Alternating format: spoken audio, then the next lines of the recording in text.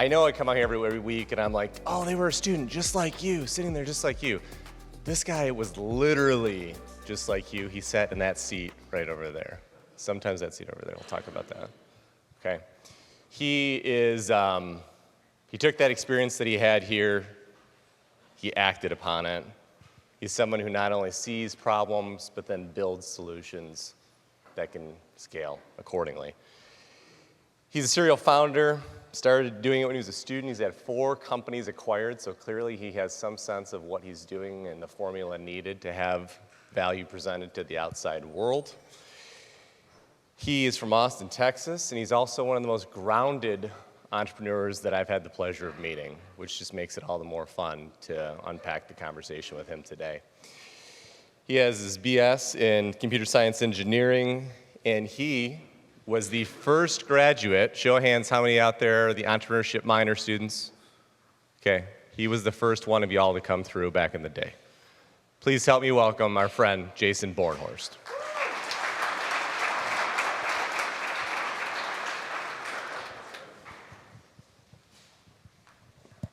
Good morning, guys. How are you? Morning. I am super stoked to be here. Eric, thank you so much for the introduction. And he did mention I did take this class, and I'd like to elaborate on that because I remember it really distinctly. I think it was like 17 years ago. It was the same exact time slot, Fridays at 11:30. And I remember that because we were off and out Thursday the night before, drugged myself here, usually sat in the back. And more often than not, there was some super successful old guy up here going on and on about all the stuff he did. And I'm sitting back there, I'm like, yeah, man, that sounds great. Like, congrats on your money. But I'm just trying to figure out, like, what I'm going to do when I graduate. Can we anchor it here, please? And so I will try my best to be empathetic to that today, hopefully, if that describes some of you guys, and make today interesting and relevant. And what I'd love to spend some time talking about is something I've always struggled with, which is finding what in the hell to work on when it comes to startups. I think this is an underappreciated detail in the art of startups. You know, I think you go into these things and you think, oh, it'll be a 5 to 7 year journey, we'll sell it, make a lot of money, go off into the sunset. The reality is these tend to take a lot longer than you think, especially if they're working. Not uncommon for a startup you found or join early on to last 10, 12, 15 years, sometimes even a lifetime.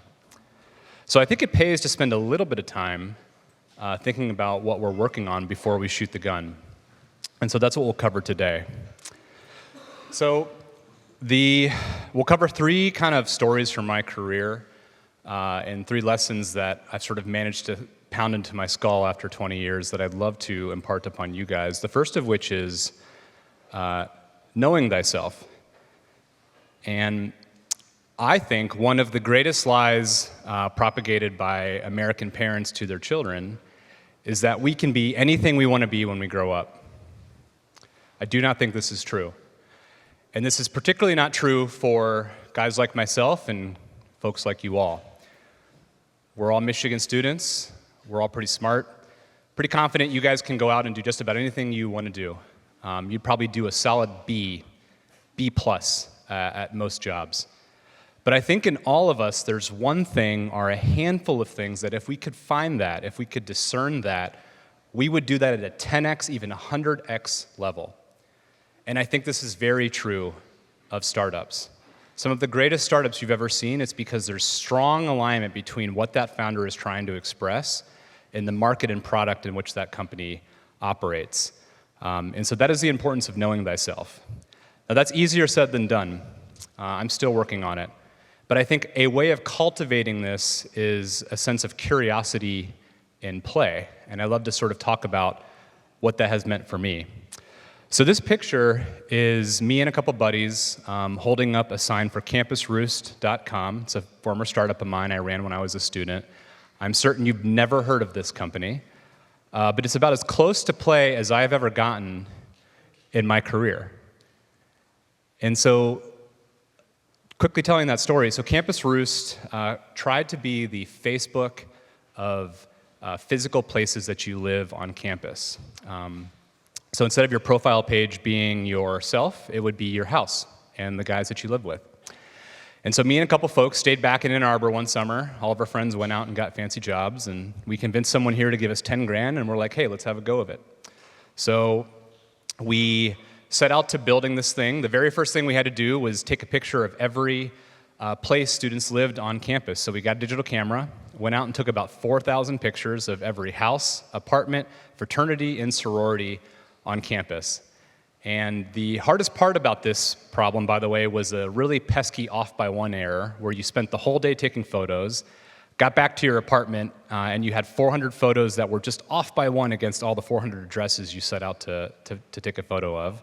We did eventually solve that. But once we got this whole thing built, the very next thing we had to do was get people to use it. So as college students do, we went out to IKEA, bought a couple hundred folding chairs, spray painted our name all over it, and the night before the first day of school, went out and put those all over campus. Went into individual classrooms, just replaced a chair, went down streets like Greenwood, put it on just a couple people's porches, and went to bed. And the very next night, or the very next day, we woke up and the campus was abuzz. Made the front page of the Michigan Daily, several regional newspapers. Everyone was talking about us, and within a week, we signed up half of the student body.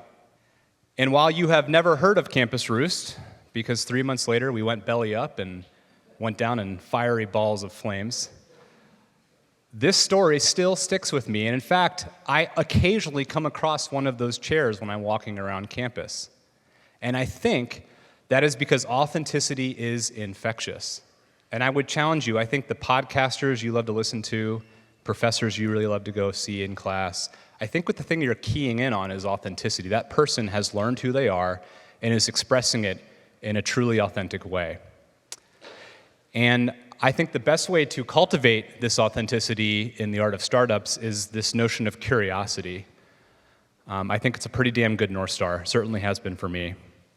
And I would suggest that it's a really great North Star for you all as you finish up your degrees and head off. In fact, I think it might even be your superpower. You know, I would argue it's really your job to be curious, and you have the opportunity of several years of open space in which to cultivate it. And so some questions and techniques for you all as you go out and cultivate this sense of curiosity is, for those thinking about starting a company, I would encourage you to not even use the word company or startup. Think instead of projects, tinkering, playing, exploring. That creates the sort of lack of gravity needed to really let something turn into what it needs to be. I would encourage working across multiple domains.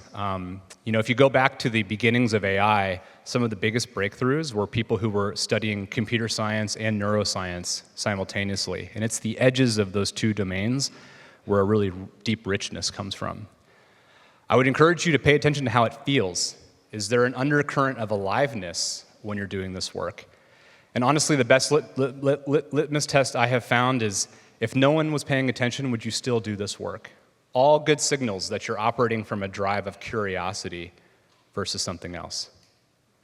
All right, so the second thing I'd love to talk about is an experience in my career where we had effortless product market fit. I mean, this is one of those sort of overnight successes that truly was. And one of the reasons I think that happened, and we'll elaborate this on in a moment, is we were very successful at anchoring ourselves to an emerging platform shift, in our case, mobile, and jumping on at exactly the right time. And the story is of a company called Mobiata. It's an Ann Arbor success story. I'm sure some of you guys might have heard about it. We ran out of Nichols Arcade for 10, 15 years, in fact, just right here in downtown Ann Arbor. And this picture is Steve Jobs, a couple years before his death, unveiling the iPad. And during that talk, he talked about our product, FlightTrack, which we, a couple weeks prior, had in secret in Apple's headquarters, a couple of our engineers in a dark room under NDA, working on iPads chained to the desk. Recently updated our #1 selling travel app to be compatible on the iPhone, and lo and behold, it made it into the WWDC presentation. And this was about year 2 of a 3-year wild ride where Mobiata capitalized on mobile rising in importance, and everyone suddenly finding themselves in airports with their phone looking to solve common tasks while traveling, such as tracking flights, booking hotels, managing your trip. And one of the things I reflect about Mobiata is just how effortless it felt when it came to operating and running that company day to day. Writing marketing copy was intuitive. We knew exactly what to say. Deciding what to build was intuitive. We either knew exactly what to do or had a huge backlog of customer demand. We never spent $1 on marketing. It was all word of mouth. We never raised $1 of venture capital. We never needed to. The company was profitable in sort of its third month of existence.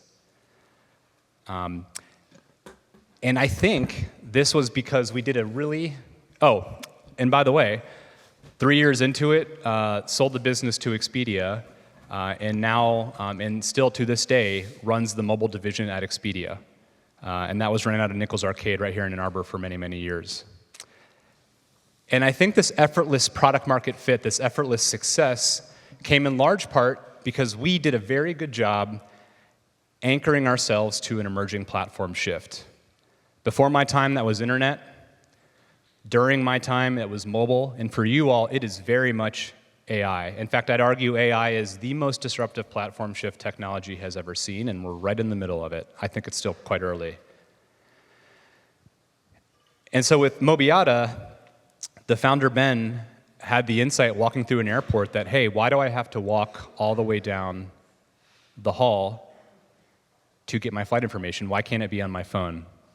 He had just gotten an iPhone 6 months earlier, and him along with myself and others had the wherewithal to jump in and just make it.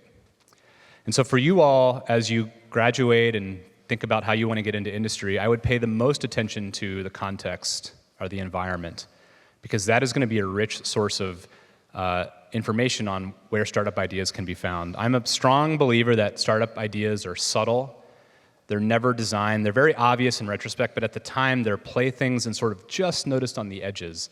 And so one of the greatest things I think your first 5 or 10 years in industry can give you is a rich environment in which to find these and cultivate these. So be very mindful about sort of the choices you're making as you're picking where to work or where to found a business. Once you're there, pay attention to what's missing in the tools that you're using. You have another superpower of beginner's mind. You don't have 20 years of sort of codified, this is how we used to do it. And it's easy to look at something and say, hey, why can't it be this way? Especially through the lens of AI. And I think, honestly, a great question to ask once we've all anchored ourselves in the future is what would be obvious in 10 years, knowing what I know now? For those truly living on the edge, it feels intuitive to begin to ask that question.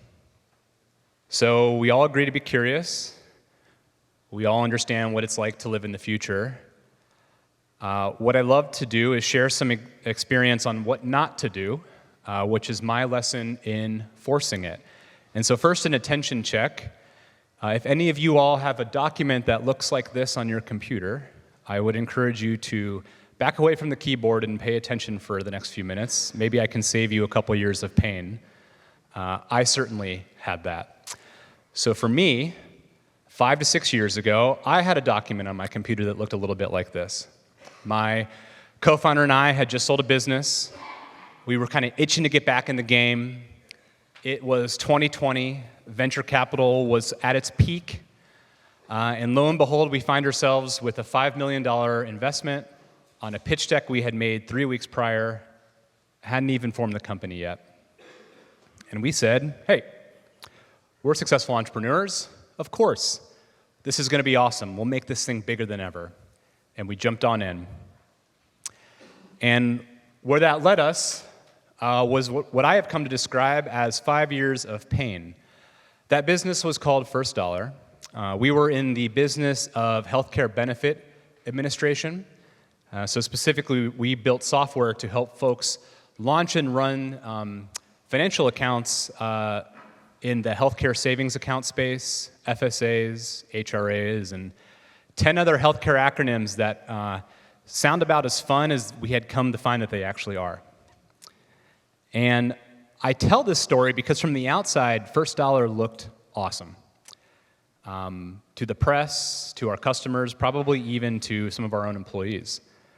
We had everything that a successful startup should have. We raised $25 million in financing. We had an awesome team, fantastic product, fantastic customers. We were doing a couple million in revenue at our peak. Everything you'd sort of want. But from the inside, as founder, something always bothered me, which is it just felt like everything was 10 times harder than I would expect, especially given past experiences, especially compared to Mobiata. Everything was more challenging. Raising money was more challenging. Sales was more challenging. Deals that should have closed in 6 months took 12 or 18 if they closed at all. Product was surprisingly hard. The technical footprint of the business became 10 times larger than I was anticipating, in large part because figuring out where to spend our energy wasn't intuitively obvious. We sort of always were weighing A versus B. And looking back on all of it, I think this is because we papered over probably the most important part of startups, which is, are you building something people kind of want or really want? And in my experience, the delta between that makes all of the difference. Fortunately, we did make it out. Just this last year, First Dollar was acquired by a private equity, larger benefits administration company. And fortunately, I think they're going to go on to have a ton of success with it. That was a great deal for them. They've since doubled or tripled the team. And I strongly believe that First Dollar will one day run millions of benefit accounts in this country, and that's awesome. But the difference here is because this was not something people really wanted, in my view, it was just not an appropriate venture-backed startup. The traction we needed, the market pool that we needed to go parabolic in this 0 to 7 year time frame, just in my estimation, did not exist. Maybe that exists on a 5 to 15 year time frame, but that's not the time frame that we were operating on. And one thing I am pleased about is sort of noticing that along the way, making the hard call and doing what we had to do to find owners for the business that made sense for what it was. And so I share that story because, again, you all will graduate and hopefully pick startups to work for, hopefully pick startups to found. Pay extra close attention to the problem they are solving and how strongly people want it. This is particularly true if you join a startup. I get it, like you're interviewing for a role, everything seems awesome, great press releases and all that. It's easy to not think about this, but I really do encourage you to do so. For whatever you end up doing, is it a problem that you've seen firsthand or observed secondhand? Does the problem actually exist? When you write the problem side in the pitch deck, this is like the 10-slide deck that we build for financing, raising money, is it easy to write? Is it effortless? One thing I always struggled with at First Dollar, it was always so damn hard to write the problem slide. I tried all these enumerations over the 5-year period. I could just never quite nail it. And I think it's because we were sort of hovering around the issue of, again, nice to have, but not a, oh my God, I'm dying if I don't have it.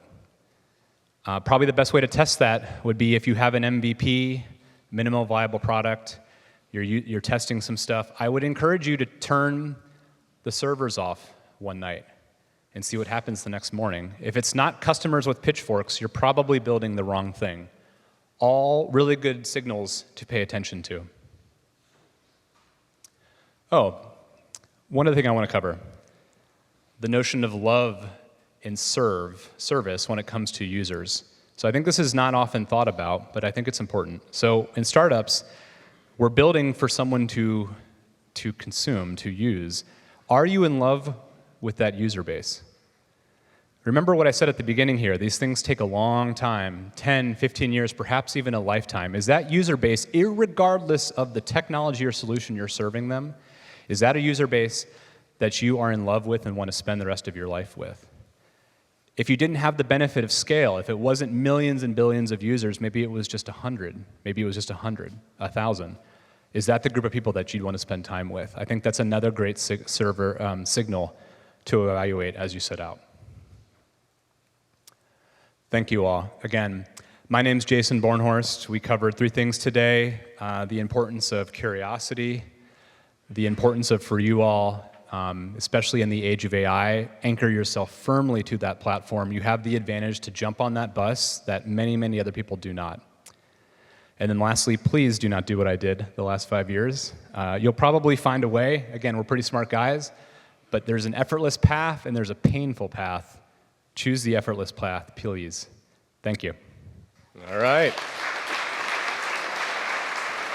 Jason, love everything you said. Love how you laid some techniques in there, because we're always hearing that from students, like, okay, that's really cool, but how do I do that? What does that mean? How do I kind of break that down? I want to go back to one of the things you said at the end there with the idea of not forcing it and how that's something that can be very easily covered up in startups. For students out there who are like, okay, I hear you. Is this a problem I've experienced firsthand? Am I in love with the user base? They get all that. But what if they're applying to a job or applying to a startup they have no familiarity with? What do they do then? What would be your tips? So the thing that comes to mind is I would probably try to talk to a customer. And I think that's easier said than, I actually think that's pretty easy to do. So if it's a huge company, you ought to be able to network your way into someone who uses that software. If it's a small startup, you ought to be able to get close enough to the founders that you can say, hey, can I speak to a customer or someone who has intimate familiarity with the customer, maybe someone on the sales team. That's a great next corollary if you can't get direct customer access. And just ask them their experience. Like, tell me about your life. Why do you pay money to this company? Why do you use this software? And what were you doing before we showed up? And I think those types of questions will help enlighten on just how strong that pull is. The other thing I would try to observe for is, for startups that have true product market fit, if you ever have to ask the question, do I have product market fit? You probably do not. The market should be pulling the solution out of that company so viciously that it is just insane. The amount of chaos that is experienced, that's another great barometer. If things seem pretty chill, pretty controlled, chances are the market reaction to what they're doing is lukewarm. When they're going to join that company, as someone who's built up teams, gotten to scale, how do they know whether it's a good culture? How do they know whether it's a cultural fit for them? And then for those who want to become founders, how do they maintain the culture that they started with and they built as they grow? Yeah, I think I would pay a lot of attention to the founders. I think everything kind of keys off the founder's energy. And I honestly think I'm going back to the times when we've hired students, early stage roles, asked to spend time with the founder. I think they really would appreciate you raising your hand and saying, hey, I'd like to get to know you a bit better before I commit to this. I'm really interested, but I'd love to get to know you a bit better, why you started this, what the customers are like, and what can I expect. I think they would love to have that meeting, and they would appreciate someone who had the interest to ask those questions. Those are the type of questions, by the way, a very high-level hire ask. If you're running a startup and you're hiring a VP, if they're not just as curious about you as you are about them, it's often a pretty big red flag. And for someone who's coming right out of college to have that level of interest, I think is a pretty awesome green flag. So I would encourage you to do it, even if it feels a little weird. They'll spend the time with you. Now, some of you might be thinking, well, this dude's biased. He started the student startup incubator TechArb that ran for several years while I was here. He didn't look at it and say, oh, I can't do that. I'm not old enough. I don't have experience as a founder. I haven't built an accelerator. He's in your boat too. Same shoes you are. Don't block yourself out of something just because you don't have experience with it, because you're not old enough, because you're whatever. That's all BS. Run at it. To your point about chasing down a meeting with the founder, asking for things that otherwise no one expects as an entry-level employee, go for it. Yep. Right? Yep. Yeah? Actually, the thing that comes to mind, I remember, I think it's the summer of my freshman year, I got an internship at Procter & Gamble, working on baby wipes or something, which is never something I ever would have thought I got. But the only reason I got it, I remember the recruiter telling me, is I dressed up and went to the career fair as a freshman, and he told me, he's like, you were the only freshman that I spoke to that day, and that for that reason we gave you the job. And all I did was just have the wherewithal to give it a shot. So that's the thing that comes to mind when you mention that. But even with some of like my very beginning startup type stuff, the Mobiata story I told you, the only reason that, and by the way, my very first year at that company, I was finishing my 5th year of college. And the only way that that came to be is a year prior, me and a couple friends stayed another summer to do mobile app development.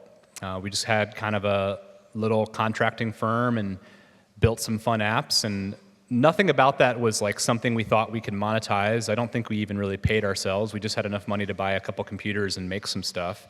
But the act of trying that, of playing, of being curious, led to the Mobiata opportunity, which led to the next opportunity, and so on and so forth.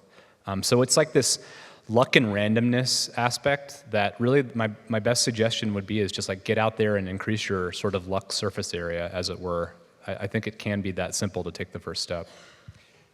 Yeah, and I mean, the parallels. So we're, as you might not be able to tell, we're both millennials. We're elder millennials, as it is. We grew up at a time before smartphones invaded everyone's privacy, before social media run rampant, and everything was kind of there.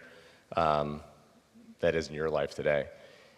You talked about how at that point the mobile revolution was coming about, and how this was kind of a shifting paradigm and a shifting platform that was emerging that you were able to lean into.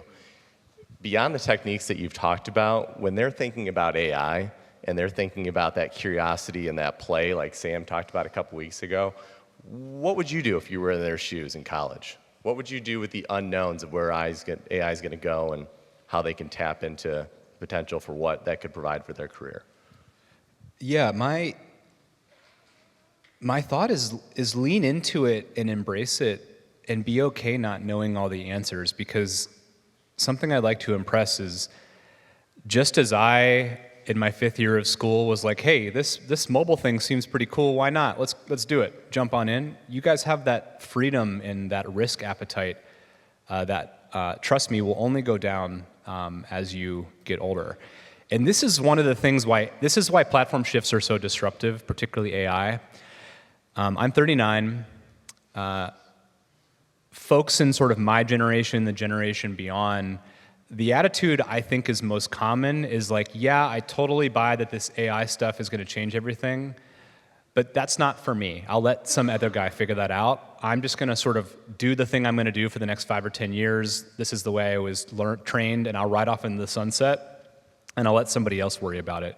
It's very difficult when you're mid-career, late career, with kids, mortgage, friends, responsibilities, all that, to be like, to hell with all this, I'm going to rip it all up and take this crazy bet. But when you're 20, 23, 25, that opportunity is available in spades. And so follow your nose. If it's curious, do it. If you're weighing between the sort of fancy high-status job and trying some stuff out with some friends for a year after you graduate, I would strongly encourage you to do the latter. I guarantee you the fancy high-status job will still be there a year or two from now, and will probably be there even more so after you have a year of lived experience just trying some stuff.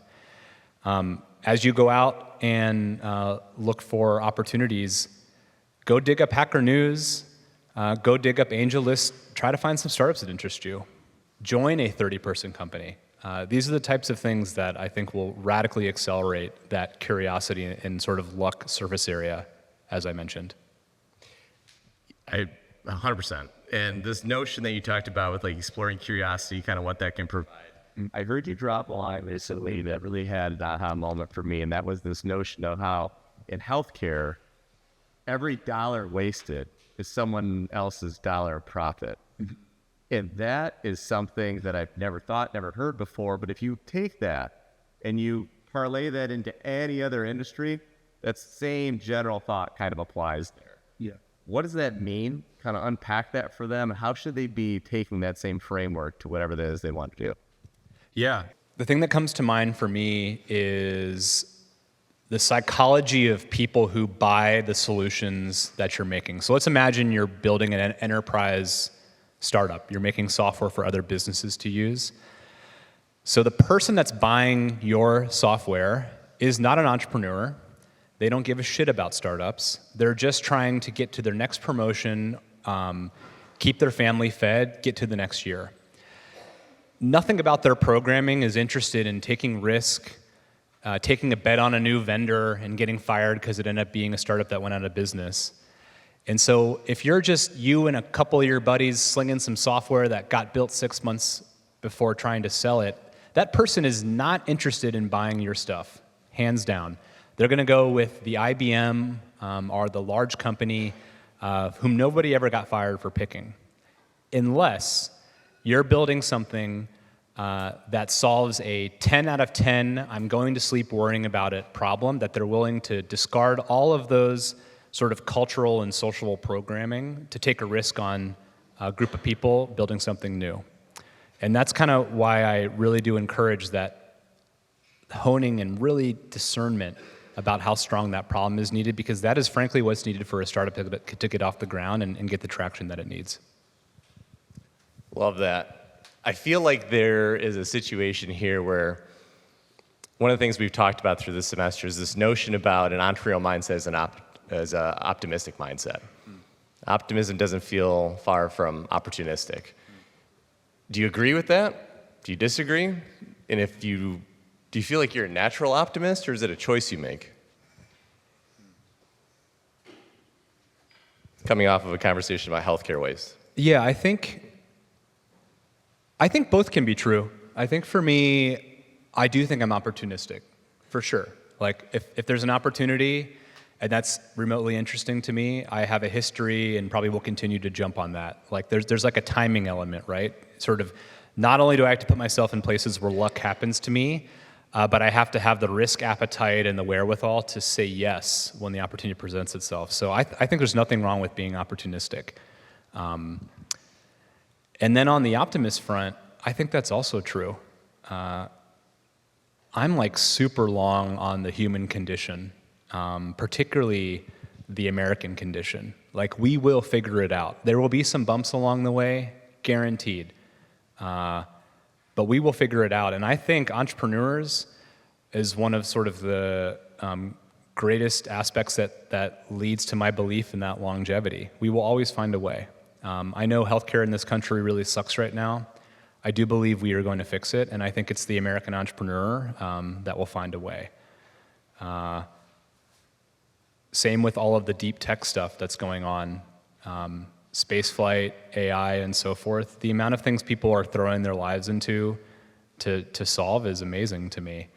And that's not for everybody, but it's for the chosen few who will bring everyone along. And yeah, that does make me a deep optimist. What scares you and what fires you up? AI scares me a little bit. I'm sure it scares you guys. So I like live in the tools now. I don't know about you guys, but I don't even type anymore. I just talk to my computer. It's amazing. If you haven't used Whisperflow, oh my God, you've got to get it. But it scares the shit out of me. Just this past year, I was tinkering with a new concept, and ChatGPT sort of felt like my co-founder. It was weird. Like, I'd start the day, talk about the work I was going to do. We'd do it together. I'd finish the day, reflect. And he'd be like, "Awesome job, Captain. See you tomorrow morning." I was like, and my wife's like, "Who are you talking to?" I'm like, this is my co-founder. And that is the world that we live in now.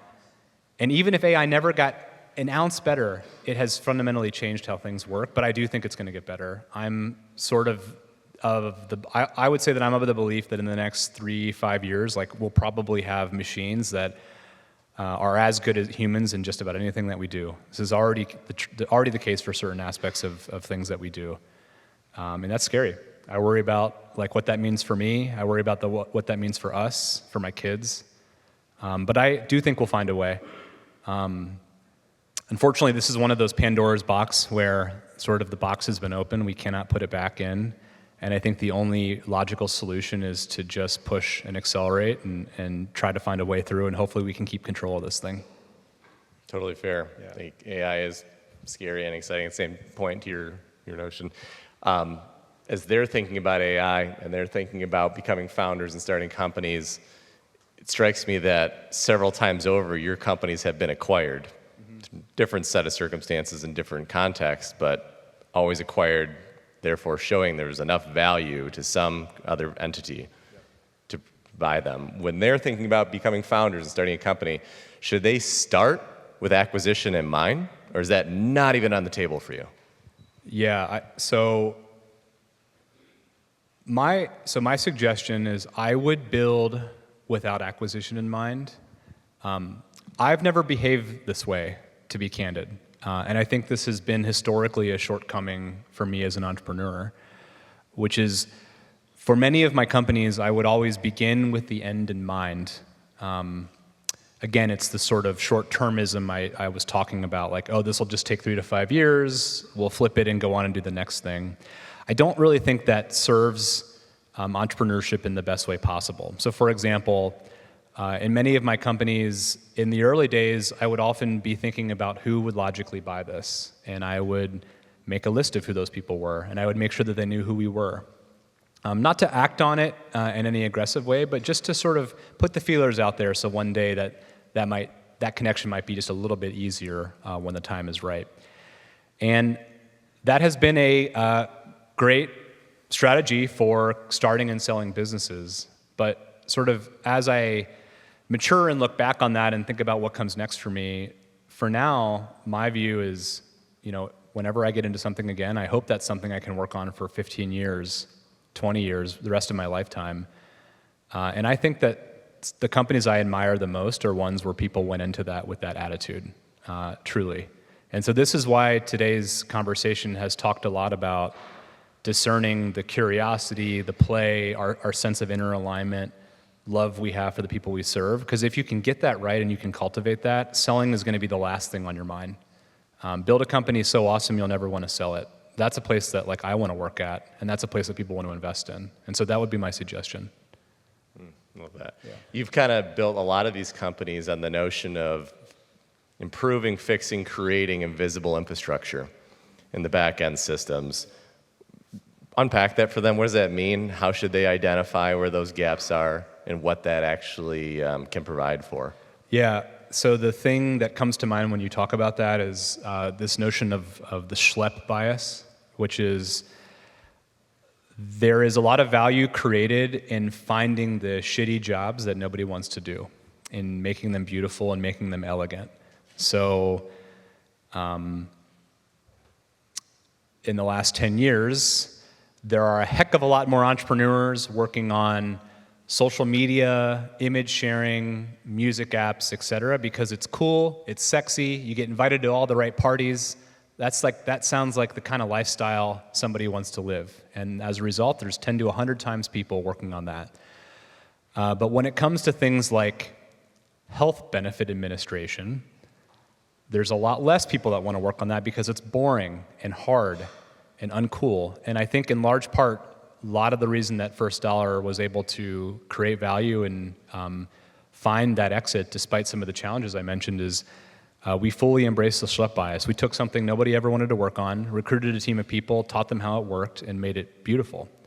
And so I think that's something to consider as you set out in your careers is the schlep bias. But don't over-rotate on it. It's okay to do something because, hey, you know what? I really love this thing and it's fun, because that's just as strong of a value creator, if not stronger, than the work is hard and I'm going to figure it out.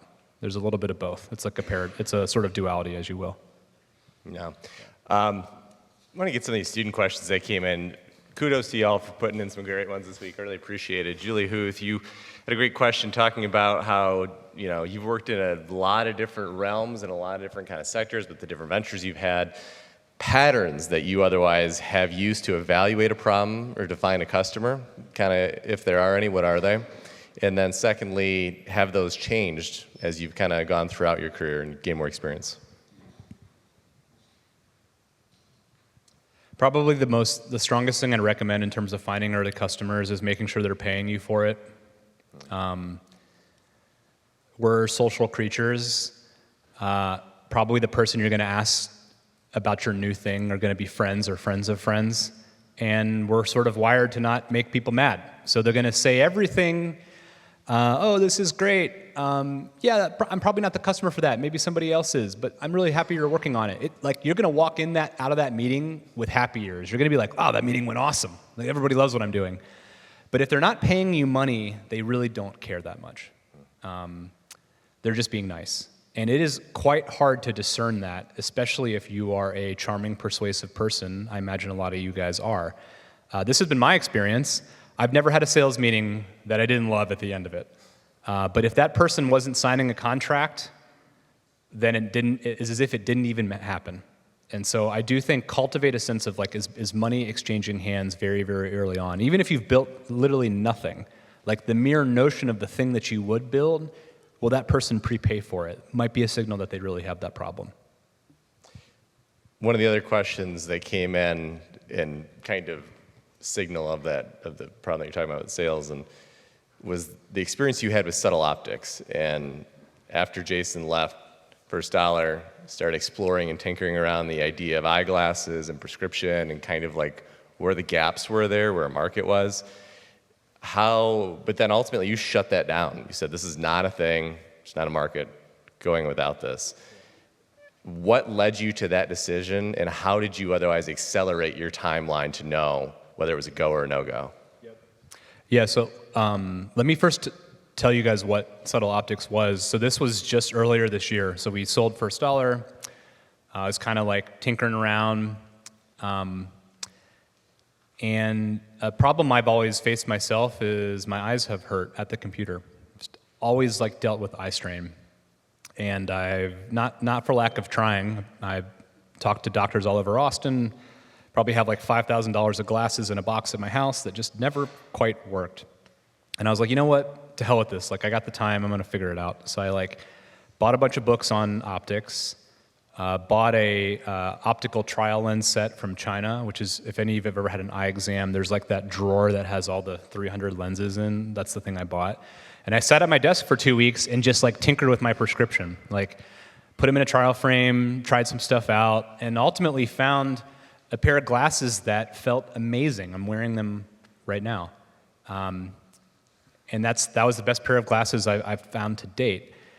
And I was like, wait, this is weird. So I wrote a little post on Hacker News, just kind of detailing my observations of when I tried, and it exploded. Like it was on the front page for 3 days straight. Hundreds of people being like, yeah, you know what? I'm with you, man. Like my eyes have like, my glasses prescription has never felt quite right. And so that was the sort of insight of Subtle Optics, which is like, hey, what if the prescription that we get isn't as exact as we're led to believe? What if that's actually a little bit of art? What if it's a little bit of an inexact science? And there's clinical backing to this. Like, if you went out and had a beer or two the night before an eye exam, your prescription is going to be a little different because you're less hydrated, for example. So with Subtle Optics, we were playing with what I have been calling self-tune vision. Like, can you start with a prescription as a baseline, but give people the tools to sort of tune it at their house to really dial it in? Ultimately, I did pull the plug on that business about 3 or 4 months later. And the reason I did that is, despite having really strong conviction in the problem I just described, I definitely think that's a problem, for sure.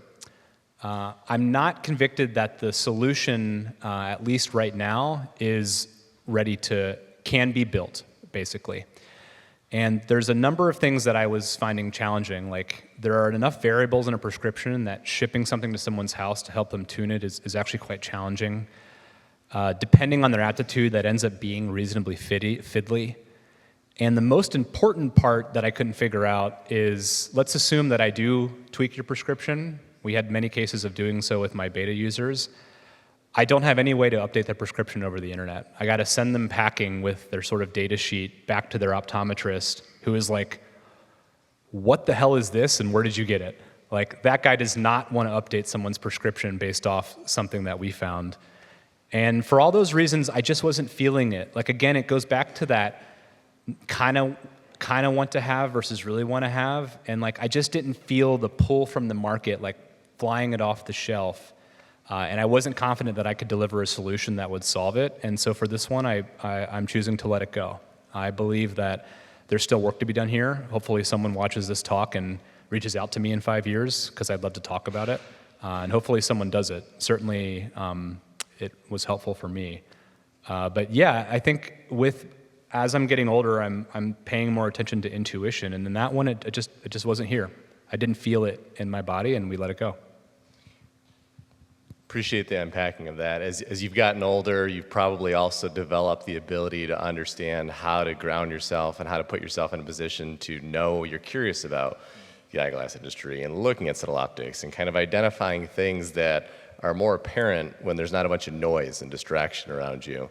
What are those techniques that you use as an individual that you wish you could have told your college self to start practicing? Yeah,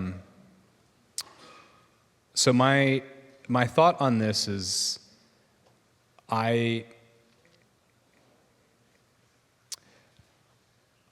again, this goes back to even like how we're raised. You guys are surrounded, I'm surrounded with sort of shoulds and expectations and things that seem like they have panache and so on and so forth. And I think it's easy to let that drive one's behavior. Hey, if I do X and I do Y, then I'll get the accolades and I'll feel a certain way. And there's a time and place for that. And honestly, I'm even apprehensive to like encourage a different behavior, because I honestly think, like, for me at least, I desperately needed to spend the first 5 to 10 to 15 years of my career proving to myself that I could do it, that I could go out and make the money and solve the thing and be safe. That was a necessary part of the path for me, and I think it will be for many of you. But I think along the way, don't forget to sort of pay attention to like your own North Pole. And I think practicing techniques to cultivate that is helpful.